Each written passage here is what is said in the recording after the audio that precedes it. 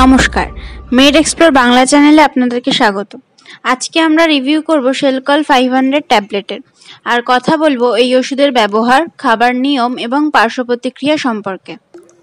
Torrent pharmaceutical এই শেলকল ট্যাবলেটের marketing করে, যার মধ্যে মলিকিউল হিসেবে থাকে ক্যালসিয়াম কার্বনেট 1250 mg এবং ভিটামিন D3 250 IU। এর একটা স্ট্রিপে মোট 15টি ট্যাবলেট থাকে, যার বর্তমান দাম 131 টাকা। ট্যাবলেট ছাড়াও শেলকল সিরাপ হিসেবেও পাওয়া যায়। সিরাপে ক্যালসিয়ামের মাত্রা 250 mg আর ভিটামিন D3 এর মাত্রা 125 IU থাকে।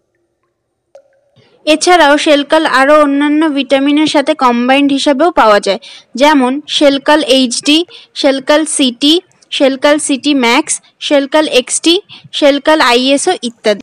ক্যালসিয়াম একটা ইম্পর্টেন্ট মিনারেল, যা আমাদের শরীরকে মজবুত রাখতে সাহায্য করে, আর ভিটামিন D3 ক্যালসিয়ামকে অ্যাবজর্ব করতে সাহায্য করে, যার জন্য ক্যালসিয়াম ট্যাবলেট বা সিরাপে ভিটামিন D3 কম্বাইন্ড করা থাকে।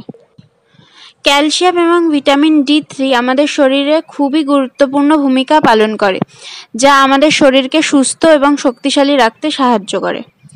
আমাদের শরীরে যতটা ক্যালসিয়াম থাকে, তার মধ্যে বেশিরভাগ ক্যালসিয়াম হাড় এবং দাঁতে স্টোর হয়।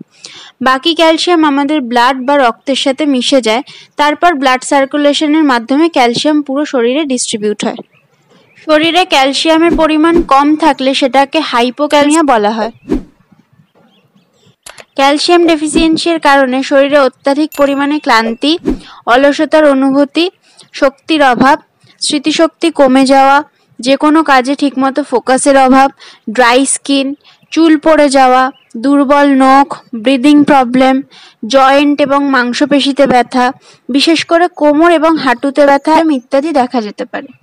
ক্যালসিয়ামের অভাবে বোন ডেনসিটি অর্থাৎ হাড়ের ঘনত্ব ধীরে ধীরে কমে গিয়ে হাড় নরম বা সফট হয়ে বেঁকে যেতে পারে।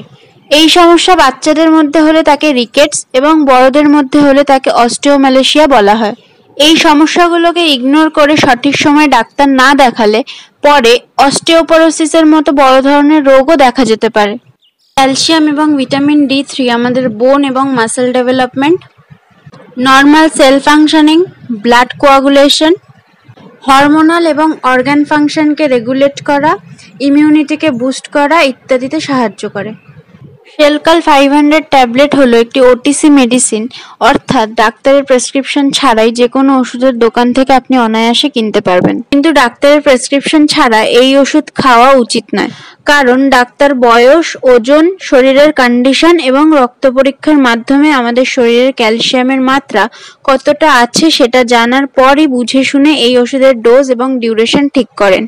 যদিও বা ক্যালসিয়ামের ডেফিসিয়েন্সি যে কোনো বয়সেই দেখা যেতে পারে, দীর্ঘদিন যাবৎ ক্যালসিয়াম এবং ভিটামিন D3 ইনটেক না করার কারণে মোটামুটি 40 বছরের উপরে যারা, তাদের ক্ষেত্রে ক্যালসিয়াম অ্যাবজর্পশন ক্যাপাসিটি কমতে থাকে।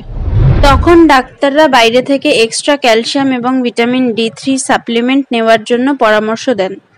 ভিটামিন D3 এবং ক্যালসিয়ামের ন্যাচারাল সোর্স হলো মিল্ক এবং মিল্ক প্রোডাক্টস, বিভিন্ন ধরনের ফল এবং শাকসবজি, soya products, almonds, chia seeds etcetera.